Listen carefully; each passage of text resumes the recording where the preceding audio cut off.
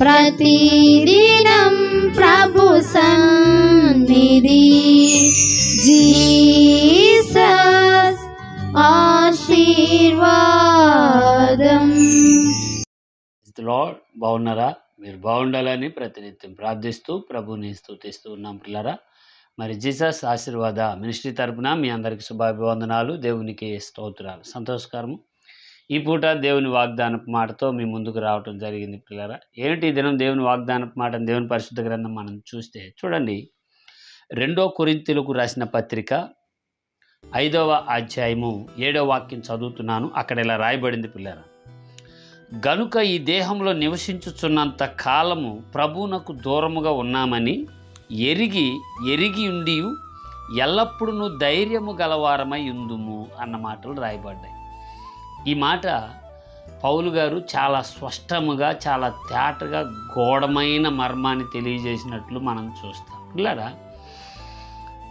మనం ఈ శరీరంలో నివసిస్తున్నంత కాలము దేవునికి దూరంగా, ప్రభువుకు దూరంగా ఉన్నామని గురితెరిగి మనం ధైర్యం తెచ్చుకొని గమనిస్తూ పెరగాలంట, తిరగాలంట, బ్రతకాలంట, వర్ధిల్లాలని పౌలు గారు అంటున్నారు. మీరు ఈ మాటలు వీక్షిస్తున్నారు కనుక ఈ పూట వాగ్దానంగా ఈ మాటలను దేవుడు దయచేస్తున్నాడు. ఇప్పుడు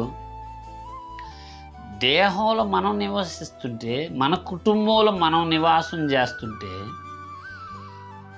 దేవునికి ఎందుకు దూరంగా ఉన్నాం? ఆదివారం మందిరంకి వెళ్తున్నాం, శనివారాలు ఉపవాసం ఉంటున్నాం, అప్పుడప్పుడు ఇంట్లో కృతజ్ఞత కూడికలు పెట్టుకుంటున్నాం, సువార్త సభలు, ఆశీర్వాద సభలు, మహాసభలు, ఇట్లా ప్రార్థనలకు ఏకీభవిస్తూ దేవునికి దగ్గరగానే ఉన్నాం కదా. మరి దేవునికి దూరంగా అనటం ఏంటి? ఏమండి, ఎందుకు అంటున్నాడు పౌలు గారు? చూడండి ఆ మాట ఎంత చక్కగా రాయబడిందో. గనుక ఈ దేహంలో నివసించుచున్నంత కాలము ప్రభువునకు దూరముగా ఉన్నామని ఎరిగి ఉండి ఎల్లప్పుడూ ధైర్యము గలవారమై ఉన్నాము అన్న మాటను కనబడుతుంది. ఎందుకు అంటున్నాడు ఈ మాట అంటే, మన పుట్టుక తల్లి గర్భంలో నుంచి కానీ మన ఆత్మ నిర్మాణం పరలోకంలో అన్నది అక్షరాల నిజం. కనుక మనం ఎప్పుడైతే భూమి మీదకి వస్తామో తల్లి గర్భంలో నుంచి ఈ శరీరాన్ని బాడుక్కి తీసుకొని వస్తాం, కిరాయికి తీసుకొని భూమి మీదకి వస్తాం. మరి దీనికి ఒక ఎక్స్పైరీ డేట్ ఉంది, 60 ఏళ్ళు, 70 ఏళ్ళు. ఏమండి, బాగా కాస్త గట్టిగా బ్రతికితే 100 ఏళ్ళు. ఈ 60, 70, 80 ఏళ్లలో దీనికి ఎక్స్పైరీ వచ్చేస్తుంది. అంటే శరీరానికి ఎక్స్పైరీ డేట్ వచ్చేస్తుంది. తర్వాత నువ్వు ఉండాలనుకున్న శరీరం ఉండదు.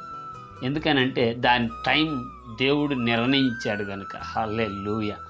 అదే అంటాడు పౌలు గారు, ఆత్మ, శరీరం, ప్రాణం కలిసి మనం ఈ శరీరంలో నివాసిస్తున్నన్ని దినాలు ఏం గుర్తుపెట్టుకోవాలంటే, ప్రభువును, సర్వశక్తిమంతుడైన, సర్వభూమికి మహారాజైన ప్రభువుకి దూరంగా ఉన్నామని గుర్తుపెట్టుకొని ధైర్యంతో ఏదో ఒక రోజు దేవుని వద్దకు నేను వెళ్ళాలి, ఏదో ఒక రోజు నా సొంత నివాసమైన పరలోక రాజ్యంలో నేను అడుగు పెడతాను అన్న విషయాన్ని గుర్తుపెట్టుకొని ధైర్యంగా ఉంటే భూలోకంలో ఇష్టానుసారంగా ఇష్టం వచ్చినట్లుగా బ్రతకకుండా ఉండడానికి అవకాశాలు ఉంటాయి. హల్లెలూయా. మీకు తెలుసు కదా, ఇష్టానుసారం ఇష్టం వచ్చినట్టు అనగానే తప్పుగా కాదు, కానీ కంచి లేని పొలం ఏమవుతుంది? ఏమండి, ఆ పశువు బడి, మేకలు, గొర్రెలు మేసేస్తాయి కదా.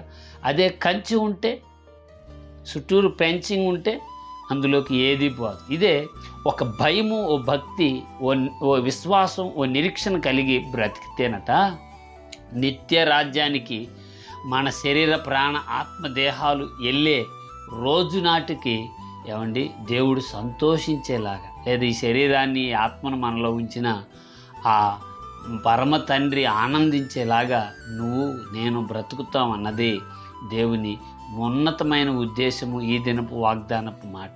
కనుక అన్నిట్లో మంచిగా ఉన్నావు, ఆలోచనల్లో బాగానే ఉన్నావు, కానీ నీకు నచ్చినట్టు బ్రతకాలన్న ఒక చిన్న తలంపుతో కాకుండా దేవునికి నచ్చినట్టు బ్రతుకుతూ నీకు కావాల్సిన అన్నిటిలో, సిరి సంపదలలో నువ్వు వర్ధిల్లాలన్నది దేవుని ఉద్దేశం మాట. మరి ఏ పరిస్థితుల్లో ఈ మాటలు వింటున్నావో ఆలోచించు. నిత్య రాజ్యంలో ప్రారంభమై భూరాజ్యంలో మనం బ్రతుకుతున్నాం. మరలా తిరిగి నిత్య రాజ్యానికి వెళ్ళాల్సిన అవసరం ఉంది కనుక ఆలోచించి ప్రార్థించు. నిత్య ప్రార్థన కృప ప్రభు నీకు ఇచ్చి నడిపించుగాక. అందుకనగా నిత్య రాజ్య వారసుడుగా భూమి మీద వర్ధిల్లుదుగాక. ప్రార్థన. పరిశుద్ధుడివైన మా తండ్రి, మీకు వందనాలు. ఈ మాటలు వీక్షిస్తూ దూరాన సమీపాన ఉన్న నీ ప్రియ పిల్లలను దర్శించండి, బలపరచండి ప్రభా. అయ్యా, ఈ దేహంలో నివాసించుతున్నన్ని దినములు మీరు తండ్రికి ప్రభువుకు దూరంగా ఉన్నారని గుర్తెరిగి ధైర్యము కలిగి ఉండమన్నావు. మరి ఎందరూ చెడి ఉంటే వారు ధైర్యపరచబడినట్లు, ఎందరు బలహీనులైతే వారు బలపరచబడినట్లు, ఎందరు ఇష్టానుసారంగా తిరిగితే ఇష్టానుసారంగా కాదు తండ్రి చిత్త ప్రకారం బ్రతికినట్లు కృప చూపి దీవించమని, మీ నామాన్ని మహిమ తెచ్చుకున్న మాట బిడ్డలను ఆశీర్వదించి నీ వైపుకు తిప్పమని నజరేయుడైన యేసు నామములో ప్రార్థన చేయుచున్నాము తండ్రి. ఆమేన్. ఆమేన్. Praise the Lord. God bless.